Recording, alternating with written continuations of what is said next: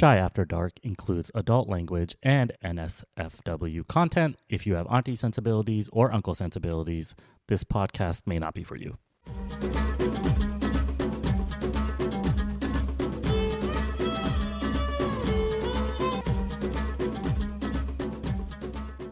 Hey, party people, it is your captain speaking, Captain Ron. We're here with another edition of the lovely, lovely podcast called Chai After Dark.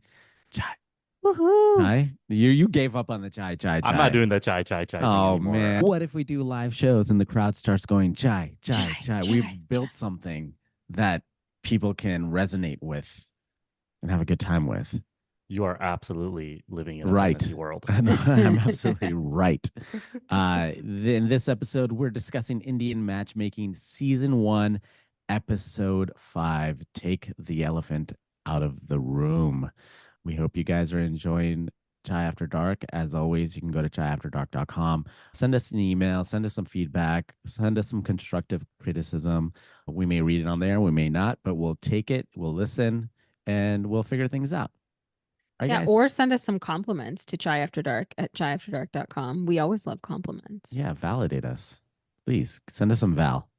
Yeah. We're going to make Val happen. Oh, we're totally going to make Val happen. And we're joined by Shubnam. What's up, Shubnam? Hey, guys. Happy Saturday. Oh, my God. Take it down a notch. And Samim. Look at Samim with his fresh fade, brah. Oh, look at that. Made some chai, fresh fade. Hey, how come you guys have nicknames and I don't? Wait, what's Shubnam's nickname? Yeah, what's my nickname? Can I say it? Babu? No, Num-Nums. Oh, okay. Num-Nums? Oh. Captain Ron and Num-Nums. I don't really say Num-Nums. I say ST. I don't say Num-Nums anymore. I used to say it like 10 years ago because Descaro, this personal trainer, called Shubnam Num-Nums because he couldn't say her name. Shout out Descaro from 14 years ago. San Jose, yeah. But that has nothing to do with Shubnum, Num. Oh. Yeah. But you know, you're right. ST, like people call me ST. Yeah. What about Black Shubnum? Or should we not talk about that? Yeah, let's talk about Black Shubnum. But I like Black Shubnum.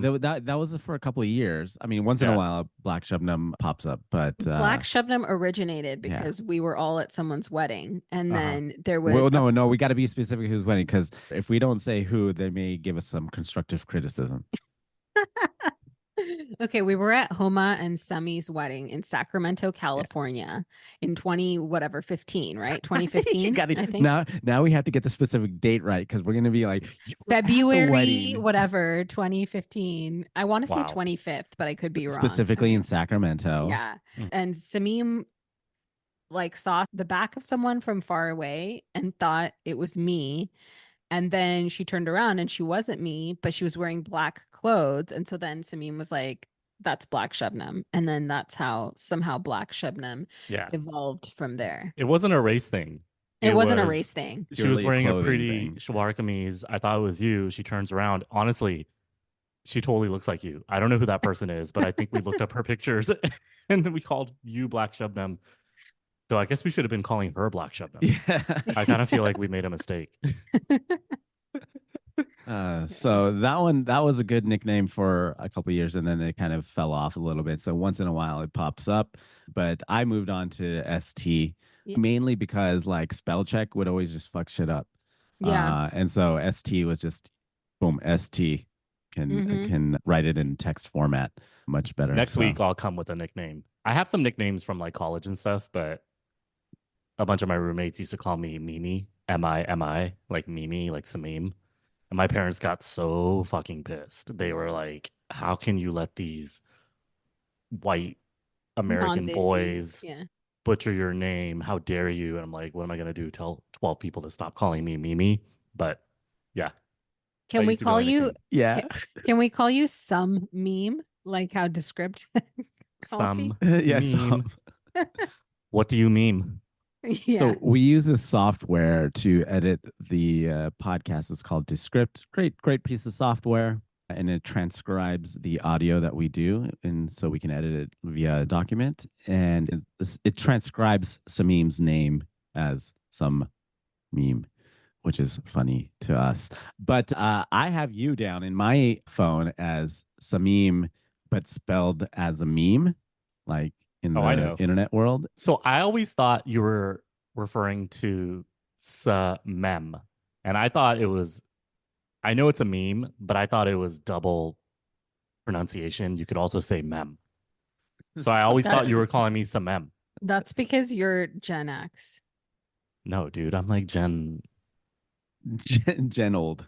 Samem.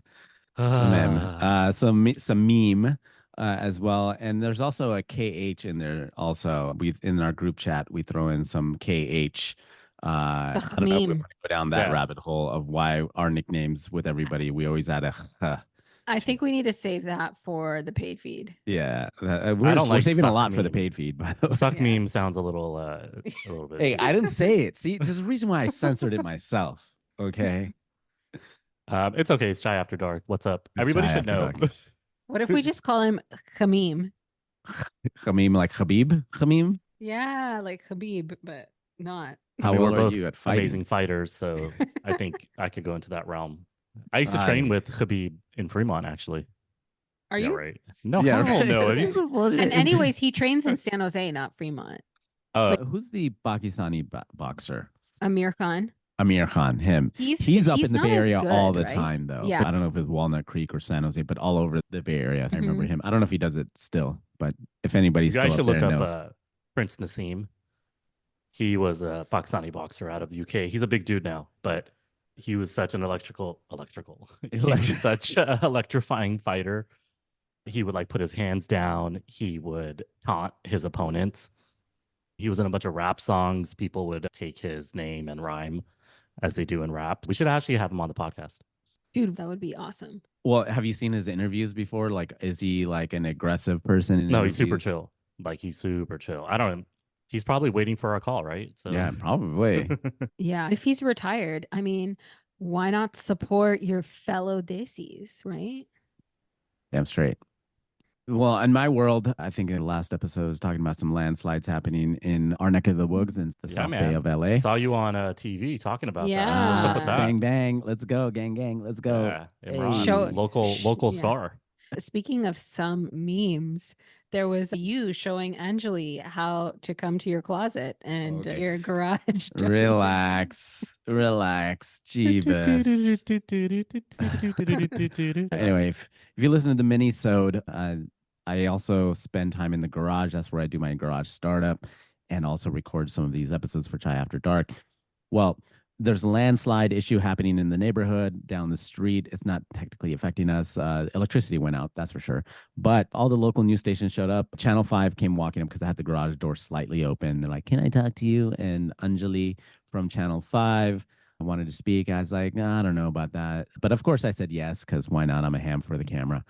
And talked about what was going on in the neighborhood and how we're dealing with the electricity going out. And there's some sound bites in there that all you and other friends just started roasting me with because I said I was concerned for my neighbor. Here, I'm going to play a little clip of that right now.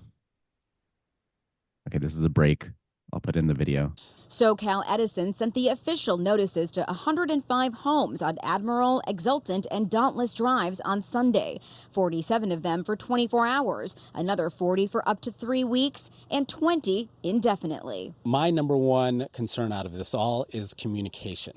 Erman Ahmed falls into the 3-week camp and says he's grown up here and understands the safety concerns brought on by increasing landslides. We can go wherever we need to go. However, some of our neighbors, the seniors that are out here, communicating to them, that is my neighbors are my concern. Okay. I'm concerned for my neighbors. Nobody cares. But anyway, moved everybody out. Electricity back up. So the family is safe. We're all good. Yay, on good. This end. What's up with you, Sami? Let's get going. I got to watch Beetlejuice after this. Okay, relax. All right. Beetlejuice, is that a new one or you're going to watch the old one? The new one's out. Yeah. Oh, that's cool. In the theater? Yeah. So it came out yesterday. So we're going to go, Sophie and we're going to go watch it after I record this. Sounds not exciting. I feel like nothing's going to beat the original. How's that not exciting? I don't know. Because it's not going to beat the original. I guess I So- never watched the original. I thought he either. meant me hanging out with my daughter. I was like, that's pretty fucked up. My Afghan daughter.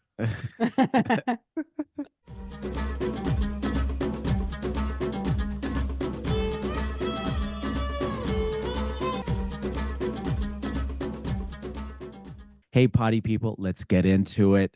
It is episode 5 of Indian Matchmaking Season 1. Take the elephant out of the room. A date with a model uplifts Pradyuman as Aparna's luck seems to turn. Vyasar hits a snag. Akshay's mother insists that he marry within the year. All right. This episode, by the way, had some bangers in it. I was like, this is some old school Bollywood bangers. It was pretty awesome. I'll let you guys know as we go through where I heard them, but it was some good music in this episode.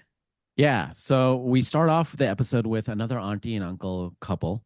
And it was a little spicy, even though it was very short, because the uncle was telling his name and then introducing his wife with his wife's name. But auntie was all like, no, I'll say mine. Okay. And then he starts to giggle and laugh. Yeah. And there's this like jolliness between them that I was like, oh, they're able to roast each other after decades of being together. And this is a common thread in these episodes now, that they're having these aunties and uncles introduce the episode. And it's kind of fun. I do like the auntie and uncle because there's a little sweetness to them all, whether the uncle is super quiet and the auntie just takes over. There's a little bit of sweetness, there's a little bit of masala, and there's a bunch of passive aggression. But, hey. But we move on from there and we have an exterior shot that we're back in India. And where are we? We're with Pradyuman. And this is like one of the bangers that come in. This throwback Bollywood tune, Hey Hey by Swami. I think there's like a new remix of it in here, but I was like, this is awesome. They're really, really trying to like bump up Praddyuman's cool factor. Yeah. Like trying to make this guy into like some sort of, I think we talked about it on the last episode, some sort of mob boss, but he's hilarious, man. They're trying to make him so cool, and he just is more and more and more of a dork as it goes along. He's more and more annoying. He's more and more dorky. He's so vain. I guess this opens up because he's finally going to date the model. Yeah, and then they show him like going to get ready, and he opens his closet with like the back of his fingers. Did you guys notice that? Like, why did he do that? It's like he didn't want to fuck up his nails. I don't know, but I thought there was like a scanner on his closet, and I was like, "This is it's definitely locked up." We've talked about it multiple times. I didn't see that. A locked ass closet. But I'm gonna do a quick rewind. Yeah, it's wild. Yeah, and I'm just like, he clearly takes himself really freaking seriously. Or is he locking up his precious stuff from his many servants that might steal it? Oh, I never thought about that. Yeah, they probably have Like, a lot I'm just like of people wondering. in and out of the house. Yeah. Yeah, Servants so I'm are wondering if quite he, common like, in Desi culture if you can afford it. But yeah, and I mean, we translate it as servants, but they are maids, with Maids. less labor rights. But yeah, it's I don't think it's quite slavery level like Saudi no, Arabia, it's but not. No, yeah. Oh, that's crazy. I'm sure there's something going on in Pakistan where somebody is abusing Oh, their for sure, servant yeah. for sure. But overall, it's like a maid, live-in maid. We had one when I was in Yeah. Pakistan. He would iron my jeans and my underwear. It was pretty amazing. It was like a 16-year-old kid. He's like literally ironing my underwear from the US. But I put it on myself because I think some of these guys need their mommy to put it on for them. But we're going to get to that later. We're going to get to the mama's boy. So I just rewatched that clip where you're talking about with the security of the code thing. Well, yeah, that's for sure is weird to have a code to your closet. But he also has a safe in there because he's a jeweler. So I'm just going to assume because he's in the jewelry business that he has all these security measures lined up. But the way he puts his backhand in it, that to me, I guess I'm not neither pro or con on it, but I think it's because just to activate the keypad, I mean, it's awkward to put your full palm on it to activate it, like bending your palm versus like having the back of your knuckles.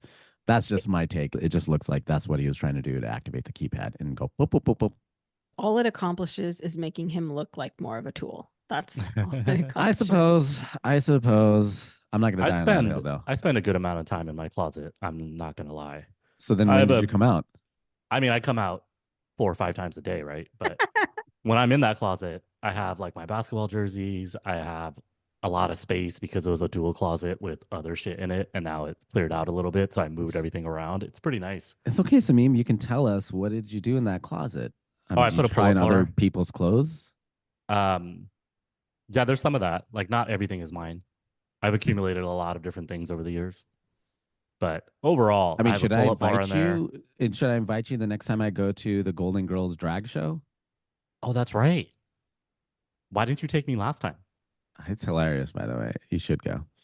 So we're back in India with Prathiman. We're in his closet that he loves to spend time in, and he's chatting about his meeting with Rushali, who's tall. His description is she's fair, good looking, carries well. And now I'm reading from the bio data that was on the screen. Grew up in a nuclear family and was Miss Delhi 2014.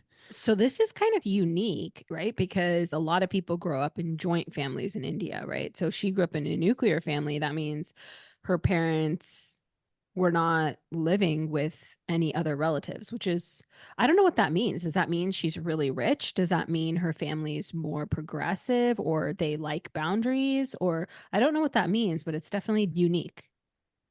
Yeah. I mean, she's a model actress and she doesn't like to take pictures of herself. She probably had a pretty interesting upbringing in India, but she Yeah. flew from somewhere. I couldn't get where she flew from.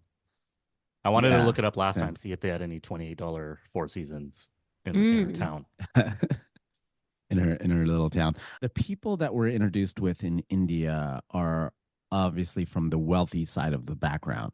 And Pradhuman, it looks like he's coming from a nuclear family. It doesn't look like there's a joint family there in his household. These guys, so far, what we've seen are nuclear families in India. And I would love to have feedback from people that are listening. If there is any feedback, is that a common trait of wealthy individuals in India that they have nuclear families versus joint families, or is it still 50-50, or is it just random? But one of the quotes from Pradyuman, which was funny to me, that he's semi self-aware. He's like, "I'm not just a rich, pretty boy." Yeah. And then, That's what I was waiting for that. Yeah, and then he laughs. I feel like, did Netflix tell him to say that? But I was like, ooh, it's just so like. Well, he was saying it because he got rejected. He told his date, "Well, I've been on other dates and I've also gotten rejected." I think what he was trying to say was, some girls don't find me pretty and rich. So you're right, Imran. I think he has a little bit of self-awareness. And then he says, right after that, he's like, "It's not like I'm gonna eat her up. I just want to talk to her." Like, what are you talking about, dude? I don't know if that's the reference you were trying to like say, but he says that right afterwards. But he probably does want to eat her up. I don't know. It's giving like Leonardo DiCaprio and Wolf of Wall Street vibes. That's what I was getting. Super creepy. They had a good date though, right? Like, yeah. So they meet. She's obviously taking the flight. We don't know from where, but if I had to guess, I would be like Delhi. But he seems very giddy about it because with the last episode, we saw him just light up when he saw her pictures. Like, finally, some hot chick for me to go on a date with. And he's talking about her, about calming down and relaxing and just talking. I was like, bro, you're the one that needs to calm down and relax. You are like hyped up for this date. Yeah. And the weird part was he talks about how he modeled once, because she says she's been modeling for 9 years. And he says, I modeled once and it's hard to get in the zone. And I'm just like, I think this guy finds everything hard that is not like served to him on a silver platter, because he doesn't think that he should have to work for anything. Only thing I wanted to say about Pradipman, he made modeling and acting about himself. She said a few times, "I act, I model." He didn't ask her any questions. He's like, "I modeled once." Like, dude, you modeled once. Someone took a picture of you. Big deal. But he doesn't ask her where she models, or maybe he does in the episode and they cut it out. But they definitely made it seem like he was still being super selfish. Yeah. Like, he definitely didn't really. He just wants a pretty wife. He didn't really care about her. It seemed like he didn't want to get to know her. I'm glad you brought that up, because I always want to try to remind people, because people may come in different episodes, that we're specifically talking about the characters on the show and commentary on the show and the editing style and what they've done as a show. So we're not talking about Pradyuman in real life, unless something comes up in the news. But we don't know him personally. So I like that callback. Yeah. Yeah, and she says she's nervous because she's never done this before. And he says, just be normal and casual. And at first I was like, is she lying? Because I'm like, how have you not gone on some kind of rishta date? But then I realized she's 6 years younger than him based off the bio data they showed earlier.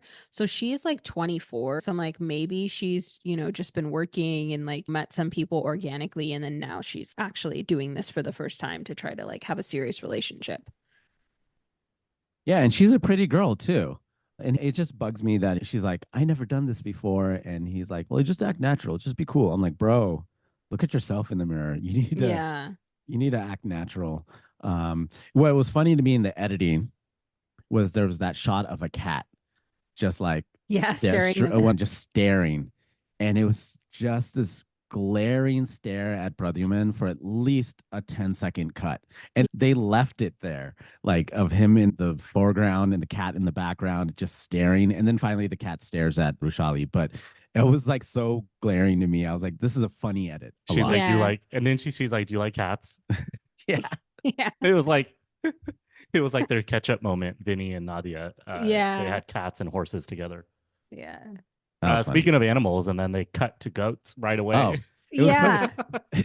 I was like, oh, this is perfect. I mean, so like this podcast itself, we see growth within ourselves. I kind of like go along with Indian Matchmaking as a series on what they're doing as a storyline, editing, directing, bringing out these aunties and uncles. Like they're improving their show just like how we're improving Chai After Dark. Like they're iterating on it. They're kind of testing things out and making things a little more lighthearted and funny with these edits. So I like that you point out that there's a cat, and then the next edit is we're back in Texas with Aparna with goats on her date Yeah. with Jay.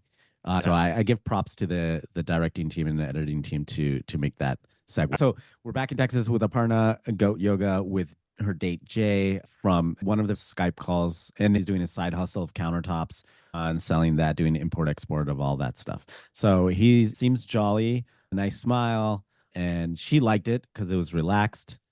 Don't you think like her whole vibe seems a little lighter this episode than it did before? Like that's what I noticed in the goat yoga is like all of a sudden I'm like, you seem like, I don't know, she took an edible or she something like she just seems a little more chill, right? Does I she? don't know. Netflix plays her 7 or 8 times. She leans down to do the goat yoga, and the goats are bothering her. I totally get it. They're Yeah. like nudging her head and stuff, and she keeps getting back up, completely annoyed. Yeah, Right? she's Nobody, a little but they did that on self-conscious. purpose. It's so Yeah. obvious they did it on purpose. They cut when she was not doing the yoga to make it seem like she wasn't enjoying it. That's what I got out of it. Okay, I'm going to disagree. Yeah. The body language I got from her was that she was kind of loose about it. She was like, oh, look at this cute goat's like right in front of me. I can't do my pose. And she had to back up a little bit or whatever it was. Yeah. That was my body language take on what she was feeling. I didn't get that opposite take that we've known her to do in early episodes. Yeah, I also felt the same way you felt, but it almost seemed like she was self-conscious, like, oh, the camera's gonna see me like doing my, child's pose on the goat's butt. And then she starts Yeah. laughing and like backs up or whatever. Like that's what I felt like it was. But the interesting thing is that she says that the goat yoga is a good way to meet someone because it's so relaxed and has so many moments of humor. And I was like, you don't relax and you hate humor. So what is happening thought the here? Is same this a thing, new yeah. Aparna? Like I thought the same thing. yeah, and I'm like, she's definitely connecting with Venus now. I think the sapphire ring worked, and it's all because of Dilip's astrology and astronomy. You're totally Uncle right. Dilip. No, she's happy. You're right. So Sophie and I, my daughter, we used to live next to this place called Happy Hollow Park and Zoo in downtown San Jose, and we lived there for many years. I would go to Happy Hollow probably once a week. It was like $100 for a season ticket. So they had this huge like goat sanctuary, and you just like walk in, you pet the goats. Sophie, when she was little, would try to ride the goats. It's pretty relaxing. And I don't know about humorous, but if goats is what she needed, she was already living in Texas. She could have done this a long time ago to relax. Sometimes you just need somebody to nudge you across that line. Yeah. Sometimes Like, hey, let's go to goat yoga. But Yeah, it's a sometimes goat. you need to wear a sapphire ring and connect with Venus. And that too. Then, yeah. That's a lot of work, man. Sima Aunty had to pray. They had to bring an astrologer. They had to get some goats. They had to bring in Jay, who's like the coolest guy ever. That was a lot of stars aligning for Aparna to be happy one day. Her time is coming. This is her prime time to get married. So that's what the pundit says. Have you guys done goat yoga at all? No. Mm-mm. Listeners, if you've done goat yoga, send us a note or something. Tell us how it was. How did you feel? Did you feel relaxed and calm? And how does it differ from regular yoga? Like, besides the goats being there, like, was it better? Yeah. I would just imagine you're doing like, what's it called? Child's pose or something. And Yeah. your nose goes into a few niblets. of Okay. goat poo. So, way to take it there, Samim. But yeah, more like if there's the goats are on top of your back, type of thing. How does that feel? Does it actually relax you, or is it just cute? And then we're back in India, and horse riding with Rushali and Pradyuman. Very upper class type of date. Yeah. Because I go to Bangalore every once in a while to visit family. I've never seen any horse outside of like maybe police, but I haven't seen a horse track for people that own horses. He said that this was one of the most peaceful places in Bombay. And so I think what you're saying is right. It must be some like exclusive country club type of place that they went to for this date. Yeah. Yeah. And I guess that these types of things kind of portray like, is this guy, financially well off or not? And yeah, you can go down to biodata, but this kind of shows off that, oh, I'm part of a country club and we can ride horses. Like the level of financial stability or wealth that he has. He was definitely, I don't know if it's like showing off. It's just like when Sima Aunty came over and he had to like run and show her the closet.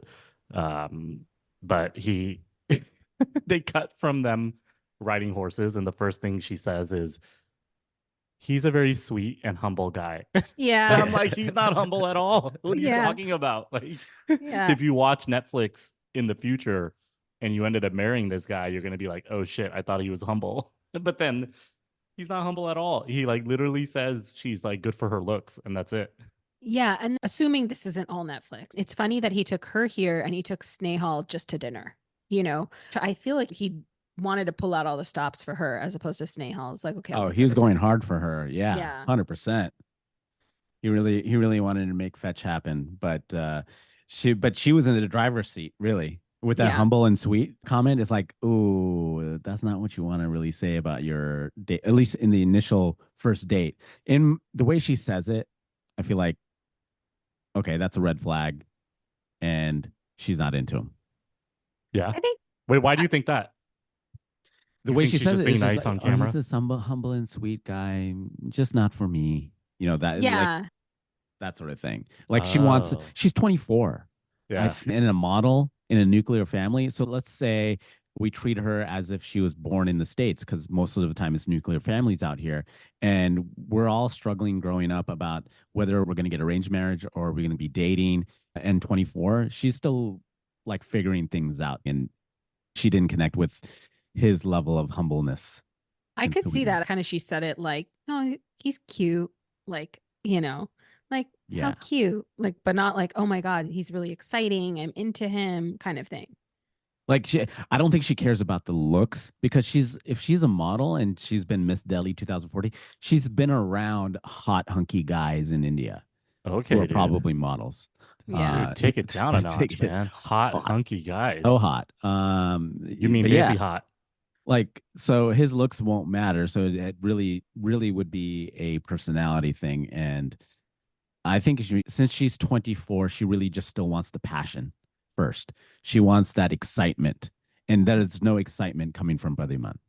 At least that's what I look into. I feel like she's a little bit out of his league. She seems less socially awkward. She doesn't seem to be enticed by his richness, because she can probably get a guy just as rich or richer. She doesn't seem enticed by his quote unquote privilege hotness, because I think she can get that too. So I think what you're saying is right, is like he has to shine in his personality, and his personality doesn't shine. But he was having a good time because he said he felt like he was in a movie. And I was like, close. You're on a Netflix reality show. So almost. He's literally on camera saying he feels like he's in a movie. I caught that too. I'm like, this is so silly. Yeah, dude, you totally are. And then he says, I think it would be pretty cool to get married. I never felt like that before. And he's only saying it because he just had this date with the girl he wants to marry. And you're totally right, Imran. Now the setup is like, it's pretty obvious they're not going to get married. Well, but she does say at the end of the date, buzz me if you want to. I wanted them to cut to her and her to be like, I gave him my Yeah. number, but I don't know if To I'll call- pick up. Yeah. She ain't going to pick up. She's not going to pick up. Oh, that would have been awesome.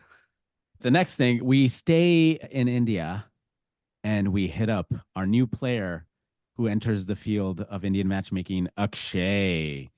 And we're shown some shots of Akshay packing.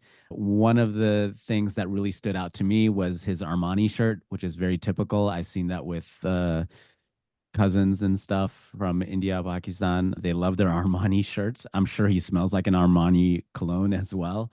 I could literally smell what he was wearing from that Armani shirt. Is that a Khushboo or a bad boo? He has his own Wow. Khushboo. That's such a good segue because they show him like picking up an Armani shirt and he looks at his brother and he's like, do these jeans match a black hoodie?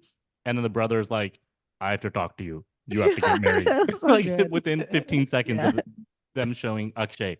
Also, for all of our listeners, Akshay was the first guy they showed on the first episode staring into the abyss as his mom picks his partner. So finally, it took 5 episodes, but he's finally in the show. But Finally. And the brother is like, you need to get married. I'm male Khushboo. Yeah. Yeah, exactly. I was married in 23 and now you're 25. You better get married, bro. Like, So crazy. Yeah, he's like, you need to finalize in 6 months. And then Akshay's like, mom says 3 months. And then his brother goes, you know how mom is. And it's like, oh my God. So ridiculous. I was like, we're in for a Momzilla here. Oh, Yeah. totally. That's the next scene. And Yeah, she's yeah, acting yeah. crazy. What is she doing? She's like going through wedding shit, and there's no daughter-in-law. She just has a bunch of shit that she's gonna give her daughter-in-law, or her daughter-in-law that doesn't exist. All the jewelry, like the wedding jewelry that is gifted from one family to the other. Yeah, the amount of jewelry that she had packed right there. insane. It's like, dude, you don't even have. He doesn't have a girlfriend. He doesn't have anybody in the sites, and you already prepped everything. Now, I'm not saying that moms don't do that. I think in our family we do have like heirlooms, Yeah, in our and culture, stuff. yeah. But there's like heirlooms. Like you're not buying the jewelry until there's a fiance in sight, and then Some you go get the rest people- of the stuff Some people will buy stuff like in preparation. Okay, so like we gave some gifts to my in-laws when I got married, who are not Pakistani anyways, right? But those were things that my dad had bought. Like he got like jewelry on sale in Saudi like 15 years before. And then he was like to my mom, like, our kids are gonna get married. I'm just gonna buy a bunch of these and we keep them as gifts for the in-laws. And so like that's what happened. And then I didn't use it till like literally probably like 25 years after he bought it. But hey. Well, they That's got to be worth hilarious. more than the sale price now, right? Yeah, did it go Yeah. up in value? I'm sure it went up. I'm sure it went up a lot. And they were nice. I mean, really nice things, but he bought it with like, okay, I'm buying this for my kids' in-laws or whatever. That Zaver. You need that Zaver, Yeah. right? See? That's right. I know everything. That in the safe. I didn't even have to deposit. look that up. That That's came off the safer. dome. You got it. You Yeah. got that on, right? Yeah. It could be a little bit of both, but it was just the amount that she had. She had a full moving box worth of jewelry. Yeah. And the fact that she says, like, I see to it that she's going to have everything in her wardrobe from pearls to diamonds. And I didn't even know some of the words she was saying in like Hindi, like some other kinds of jewels or whatever. And she was like, this is only 20% of Akshay's wedding jewelry. And then she's like, how, like, oh, my new daughter-in-law is going to love all these things, all my gifts. Now we just have to find the girl. And then this lovely Shagana song goes on. on, which I couldn't find on my Shazam, another banger in this episode. And she's just basically like, this is my trunk of gifts for me to dress up my daughter-in-law that she will like, or I will kill her if she doesn't like it. It was basically like that vibe. The daughter-in-law is the least important thing in getting married. Yeah, exactly. I want to ask the current daughter-in-law married to his brother, Akshay's brother. How does she feel about all this? I don't think she ever talks. Oh, she I doesn't think talk. I'm going to backtrack just for half a second in his intro piece for Akshay. There's a class type of comparison going from Pradyuman to Akshay, right? Mhm. And they kind of portray that with not only his Armani shirt, but Akshay is not driving himself. He actually has a driver. He talks about his Boston struggles when he went to university out here. He was doing his own laundry, his own ironing, Such his a own tough eating. life. When he said eating, he's like, eating your food on time. I was like, bro, like that's eating your food on time was a struggle for you to learn while you were out here on your own. That was wild to me. Making his own bed. And then you have a shot of him playing his PlayStation back in Mumbai. I was like, okay, this guy has a different class level than even though they're like upper class wealthy, there's a difference between the two families for sure. Wait, you think that Akshay's family is much richer than Pradyuman's? I think they're more hoity-toity. Yeah. I think Pradyuman tries, like Yeah. he's like a try hard, at least from the characters on this screen. All right, I just want to make that clear.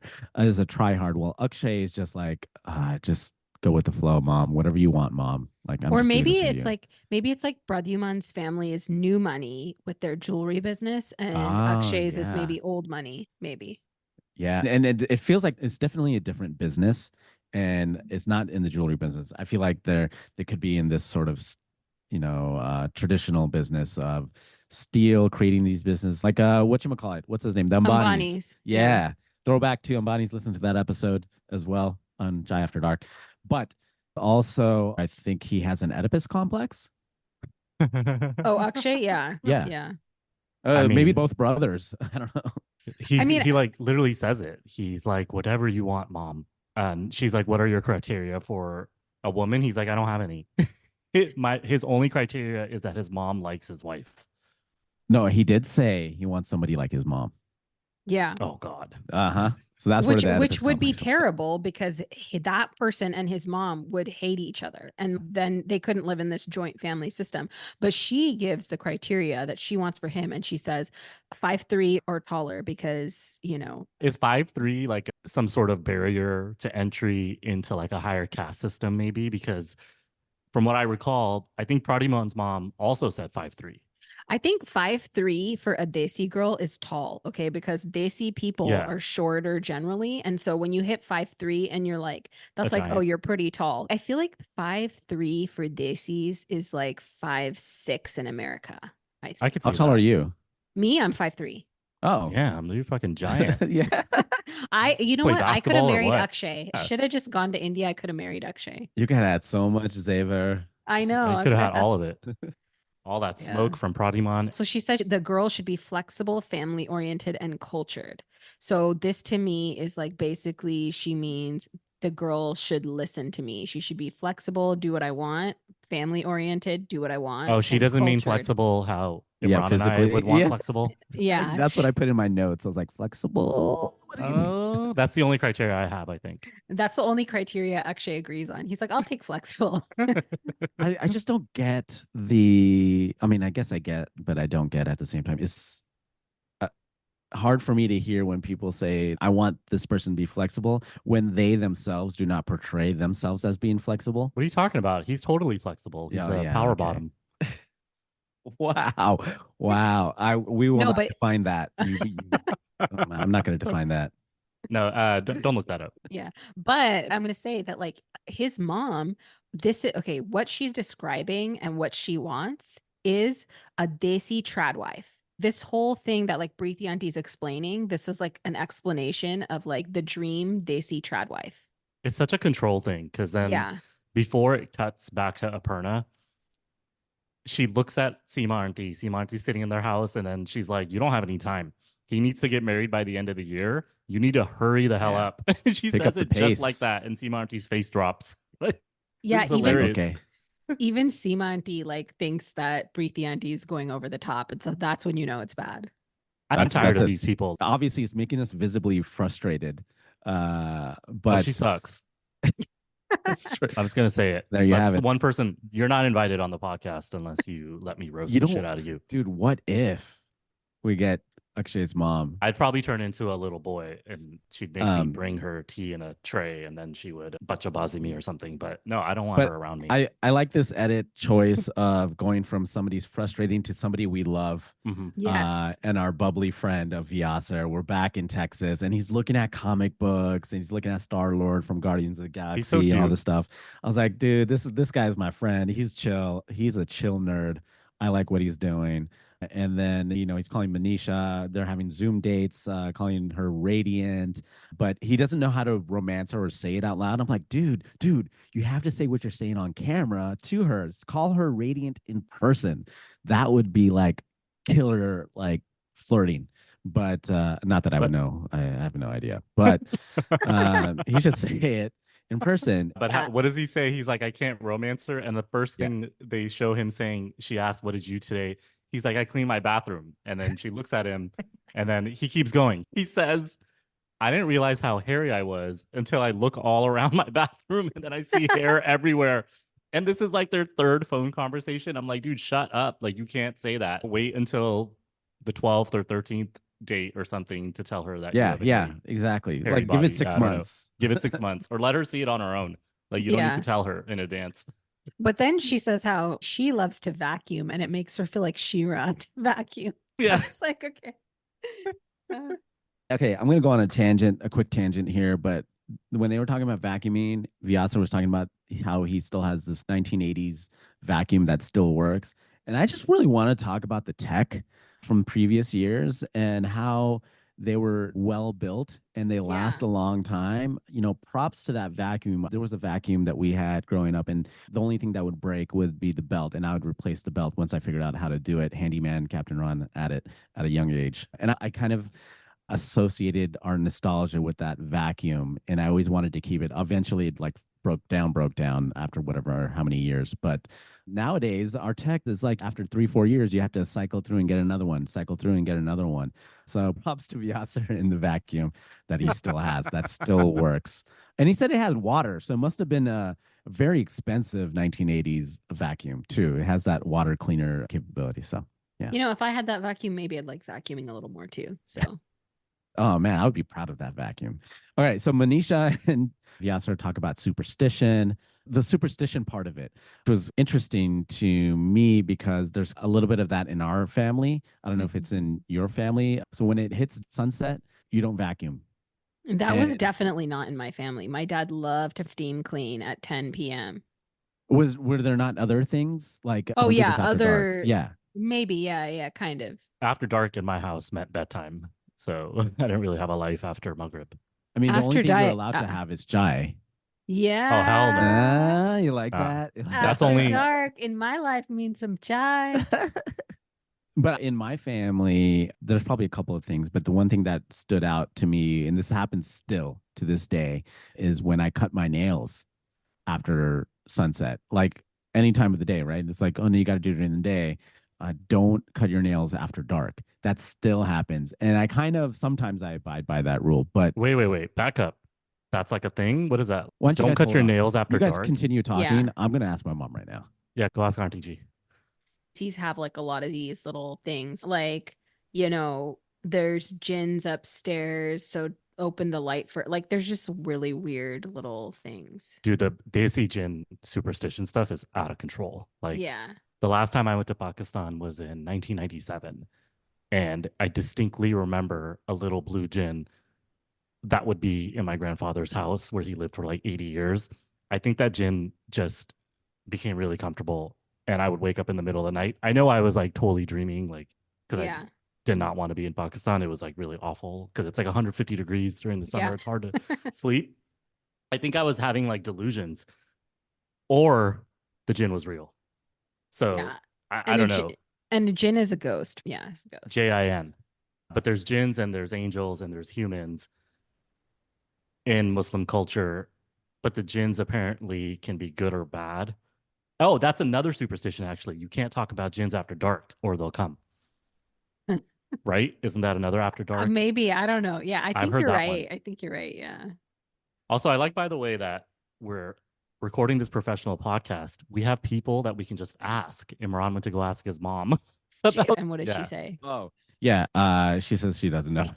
Oh, well, we just talked about jinns after dark. Do you have Oh, anything? Yeah. good. I'm not going to listen to that. That'll scare me. Anyway, let's move on. The horoscope guy. So Pandit Sushilji. He's been seen in other episodes too, but he's the horoscope guy, right? And they're matching horoscopes.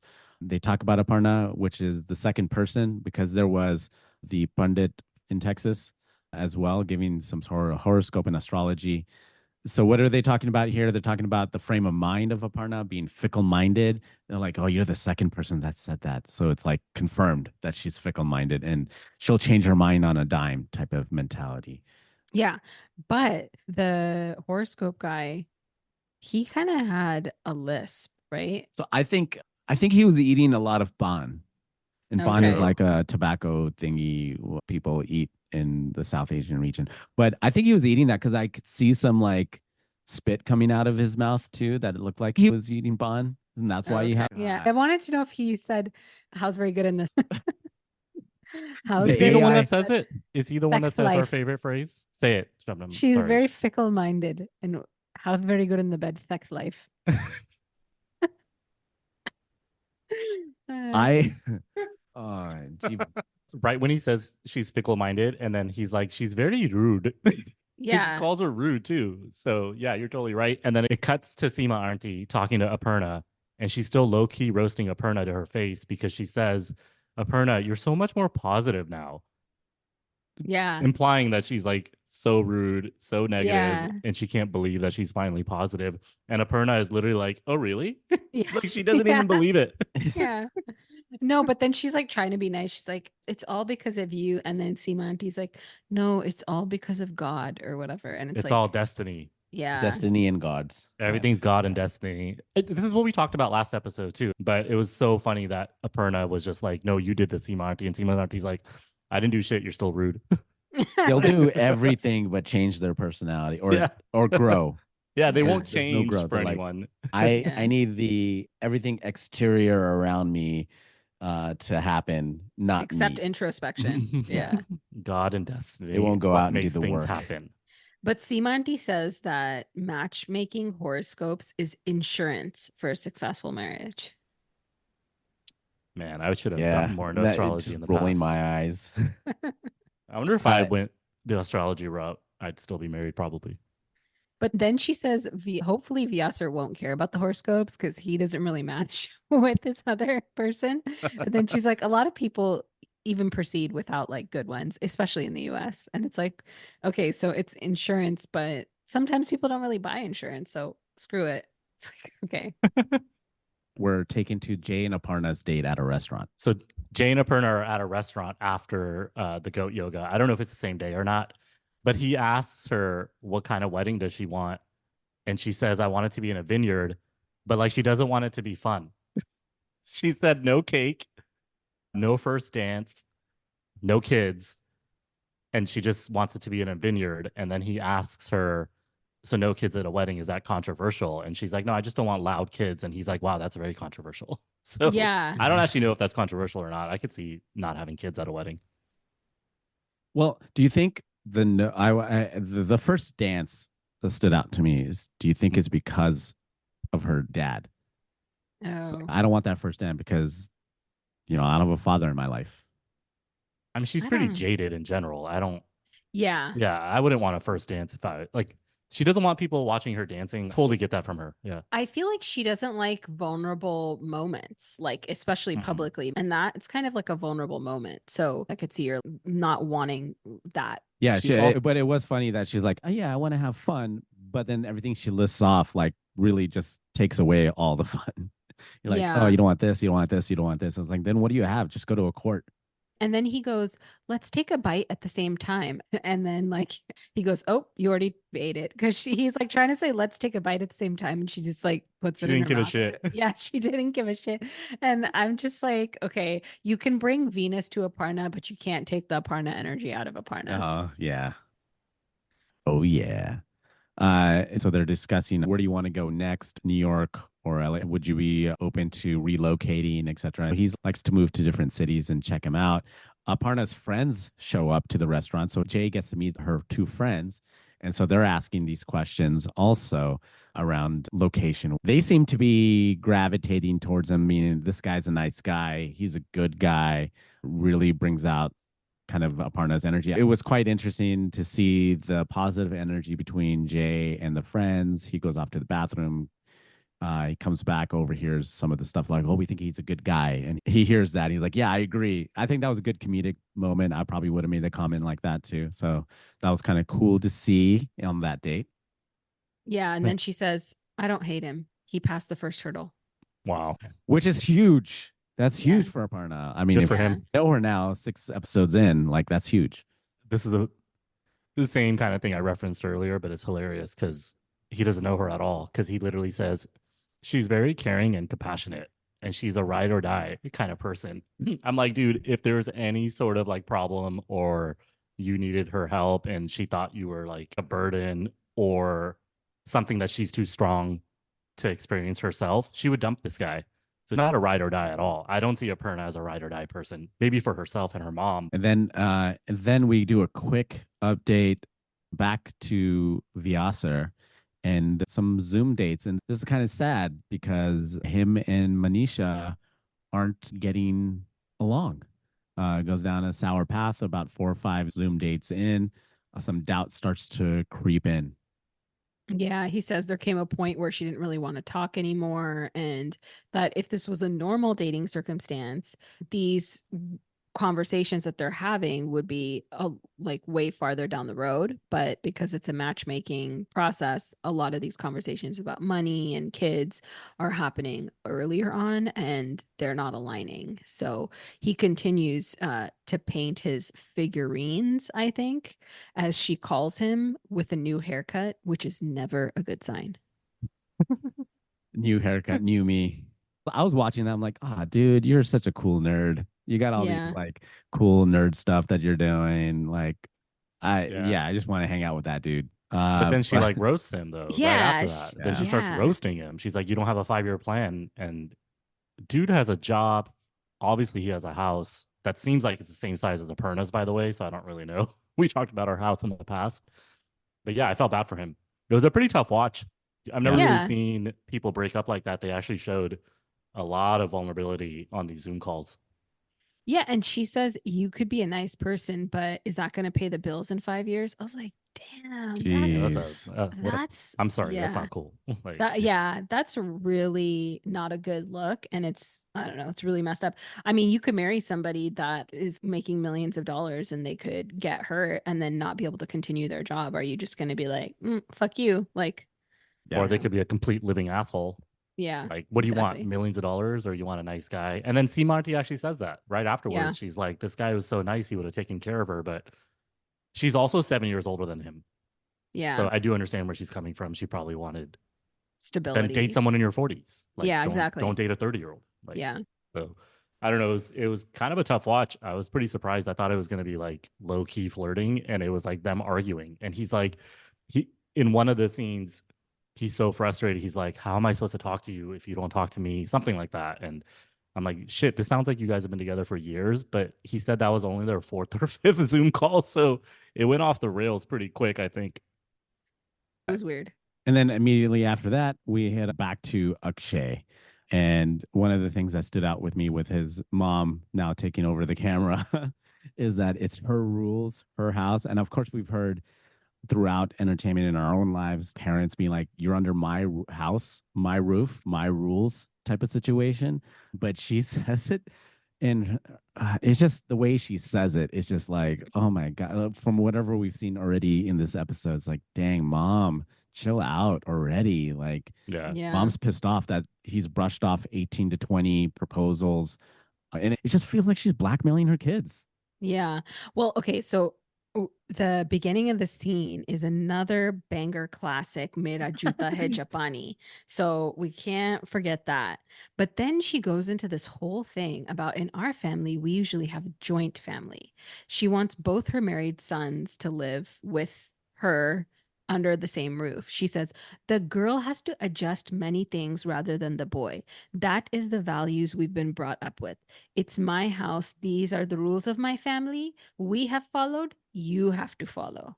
And it's like, Yikes. oh my God. Yeah. I was like, literally like, That's kill me cringy. now. Yeah. But this is what, again, like this is Desi Tradwife. This is what she's talking about. And they'll find somebody, right? It'll just take a little bit more time, but they will find somebody. There is like a wife out there that would do something like that. They'll find somebody eventually. Yeah. They'll find Yeah. a Desi Tradwife. And Yeah. then she says, seriously now, Akshay, I am pissed off. And then they move the camera to him and the cilantro is like falling out of his mouth. He's like so scared. He of does her. this blank stare. He right? freezes up. Yeah, he Yeah. freezes up.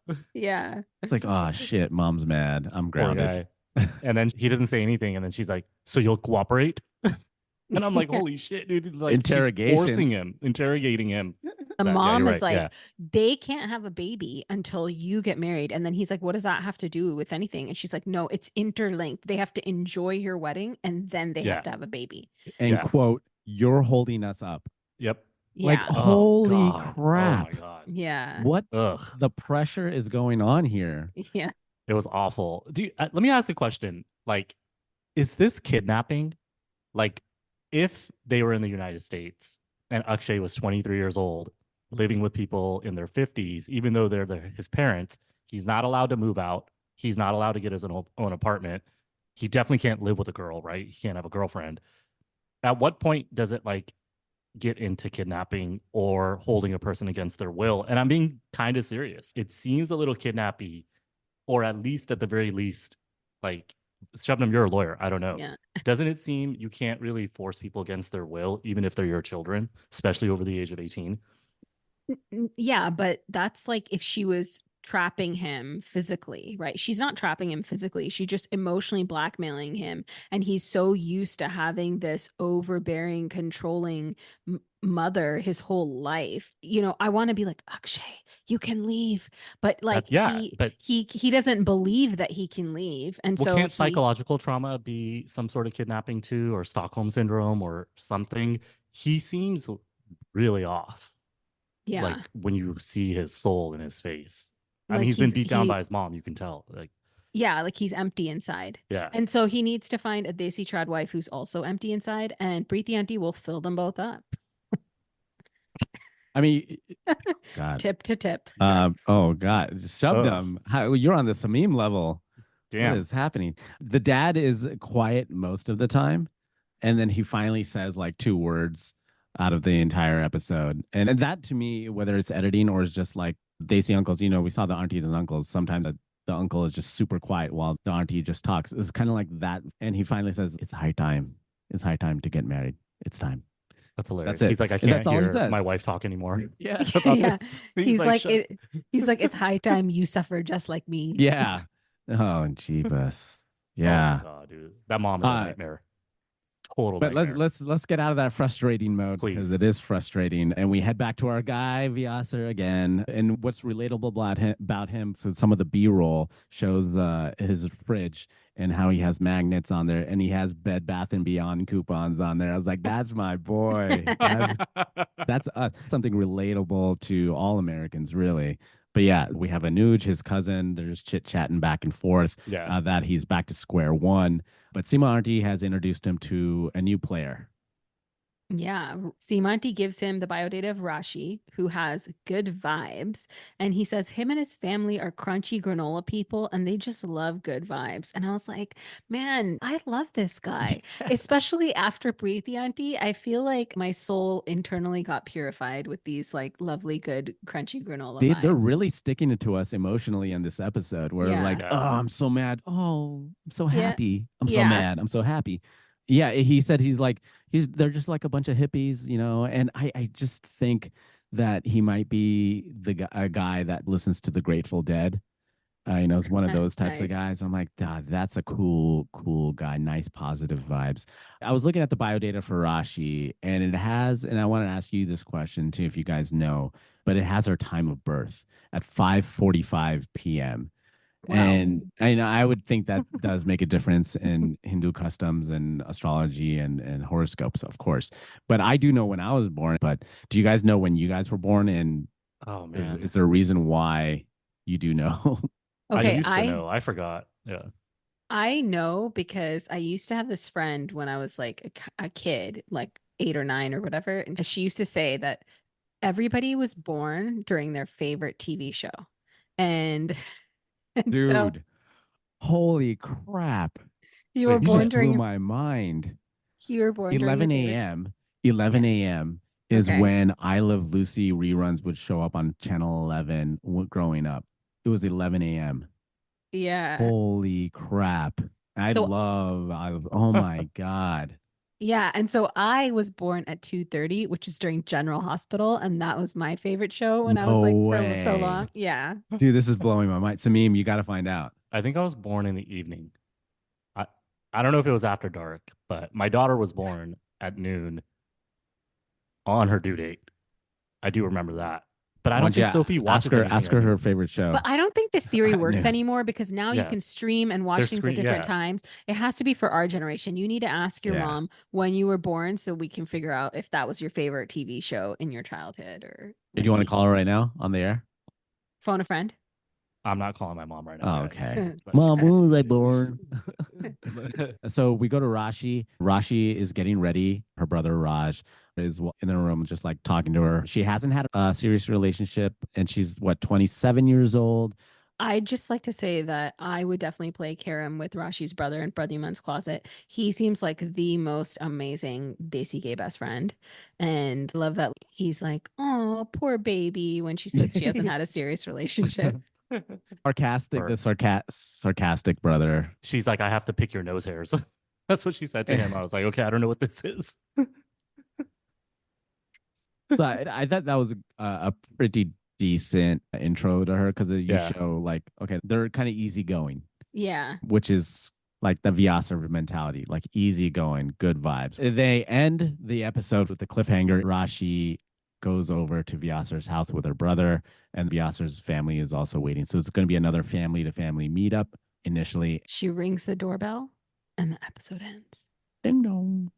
So what I wanted to know is why was this episode named what the episode was named? Because so far it's always been the episode name is something that someone says. And this one, I don't know. I didn't hear the elephant out of the room Yeah. dialogue at all.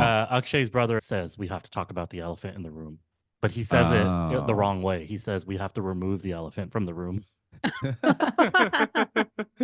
Which I think he was trying to make a play on that saying, but it's when Akshay keeps showing his clothes and he won't respond to the brother about getting married. And so what's the episode's title, Imran?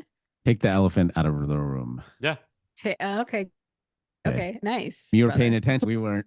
I mean, Akshay is my biggest fear. That's how my life was before the age of 25. It was pretty restrictive. You know, after the age of 25, that all went out the window. Preeti Aunties, that's literally my nightmare scenario of having somebody like control me like that. Like that would be my hell on earth kind of situation. I think we all need to get the hell out of here. I think Saturday. we should all agree. Preeti Aunty is. We got to shower this Preeti Aunty off. Yeah, we got to shower Preeti Aunty off. Totally. I feel it. Okay. Well, we'll end it with. We're gonna see more of her, I'm assuming. So everybody get ready. There's gonna be more Preeti Aunty coming up on Chai After Dark for Indian Matchmaking. And you know what? If you think we should have Preeti Aunty on the show, just let her speak her mind and stuff to see if her character on the show is actually what she is in real life. Throw us a note. Well, maybe we'll try to DM her or something. I don't know how to DM her. I don't know. Do you think she's on Instagram? I don't know if my nervous system can handle Preeti Aunty and having a conversation with her. Oh my God. I can't. It would be spicy. Yeah. I think if it was in person, I would most likely get backhanded, slapped. We as a group would be totally respectful to her. My assumption would be, right, Samim? Yeah, Right? yeah, of course. I think we would all turn into like Akshay Yeah, if she like we would actually, shrivel up. yeah. Just staring off into space, playing with Yeah. oceans. It would be like if you put salt on a snail and the snail, like, I feel like that's what we Shrivel would up. do. Yeah, with, that's like, what Preeti I guess my Aunty, yeah. comparison was. I'd rather I'm not spend the gonna- rest of the day with Beetlejuice, which is what I'm going to do if he was a real person, than hang out with Preeti Aunty. Also, I don't even know if I'm saying her name right, and I don't really care to know. Oh, man. Well, that's it. Stay tuned for the next episode of Chai After Dark. And thank you, everybody, for listening in. As always, like, rate, review wherever you can review. Great Pods, if you're on desktop, has a add review section. So add a review on greatpods.co and subscribe at Substack. So it's chaiafterdark.com. It leads straight to the Substack, and listen everywhere, obviously. Spotify has some stars system there, so please rate us there. Apple has some star system there. Everybody needs to give us 5 stars everywhere because, you know, it's the astrology and the astronomy, and we need all the 5 stars. Yes. Look at that, bringing it back astrologically and horoscopy. Please give us 5 stars. Thank you, guys. Thank you, Chai listeners, and that's it, right? Chai out. Get the jingle. Chai, Let's chai, get out of here. Chai. Dun, dun, dun, Yeah. dun, dun, dun, dun. Dun, dun, dun, dun, dun, dun, dun. Later, y'all. This episode was produced, edited, marketed, and created by Shebnam, Captain Ron, and Samim of Chai After Dark LLC in association with Great Pods.